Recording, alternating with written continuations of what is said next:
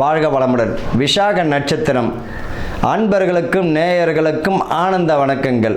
இந்த விசாக நட்சத்திரத்தில் பார்த்தீங்கன்னா ஓம் என்ற பிரணவ மந்திரம் எதில் பிறந்ததுன்னா விசாக நட்சத்திரத்தில். அவ்வளோ அற்புதமான நட்சத்திரம். பிரணவ மந்திரமே பிறந்ததே இந்த விசாகத்தில் தான். வைகாசி விசாகம்னு சொல்லக்கூடிய குருமானுடைய நட்சத்திரம். ஒருவர் இந்த விசாகத்தில் பிறந்திருக்கார் அப்படின்னா குருவுடைய நட்சத்திரத்தில் தான் அவர் பிறந்திருப்பார். அவ்வளோ அற்புதமான நட்சத்திரங்க. இந்த நட்சத்திரம் உடையவர்கள் நீதி நேர்மை உடையவர்கள். நீதி நேர்மை, தனக்கு வேண்டிய பாக்கியத்தை 5 பேர் பிரித்து எடுத்தோன்னா அவங்களுக்கு கூறிய பாக்கியத்தை மட்டும் அவர் எடுத்துப்பார். மற்றதை பார்த்தீங்கன்னா அவங்கள்ட்ட கொடுத்துருவார். அவ்வளோ இவங்களை நம்பி எதையும் செய்யலாம். முற்பிறவியில் இவர்கள் நிறைய தான தர்மம் செய்தவர்கள். போன பிறவியில் என்ன பண்ணியிருப்பாங்க? நிறைய தான தர்மம் பண்ணியிருப்பாங்க. கோயில் கட்டி கும்பாபிஷேகம் இந்த பலன் உண்டு.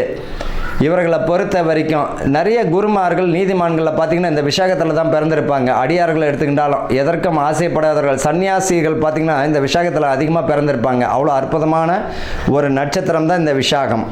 சரி, இந்த விசாக நட்சத்திரத்தில் பிறந்தவர்கள் பார்த்திங்கன்னா மருத்துவம் சார்ந்த தொழில், கெமிக்கல் சார்ந்த தொழிலையும் இருப்பாங்க. அதே போல் ஆயுர்வேதம், சித்தா, கப்பல் சம்பந்தப்பட்ட தொழிலில் பார்த்திங்கன்னா இவர்கள் ஈடுபாடு அதிகமாக இருக்கும்.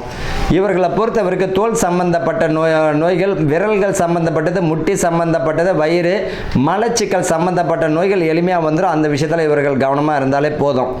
அதே போல் பார்த்திங்கன்னா முடி அடிக்கடி பார்த்திங்கன்னா கொட்டக்கூடியவங்களாம் பார்த்திங்கன்னா இந்த விசாகத்தில் தான் இருப்பாங்க. நரைச்ச முடியாக பார்க்கலாம், சிலவங்க பார்த்தீங்கன்னா சொட்டையாகவும் இருக்கும்.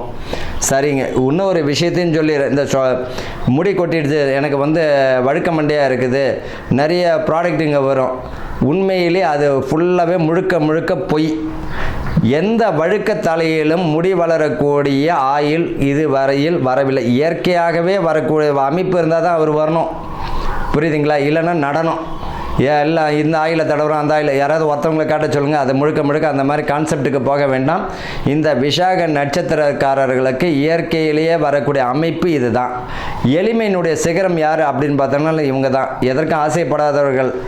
இந்த யோகம் உடையவர்கள் பார்த்திங்கன்னா நல்ல இப்போ விசாக நட்சத்திரக்கு உங்களுடைய ராசிக்கு பார்த்திங்கன்னா 9ஆம் இடத்துல குரு வரக்கூடிய பாக்கியமும் நல்லாயிருக்கும். அதே போல் பார்த்திங்கன்னா தேவையில்லாத விஷயங்களை தலையிட வேண்டாம். கூட நட்பு கேடு தரும் என்பது நண்பர்கள் விஷயத்தில் கவனமாக இருக்கணும்.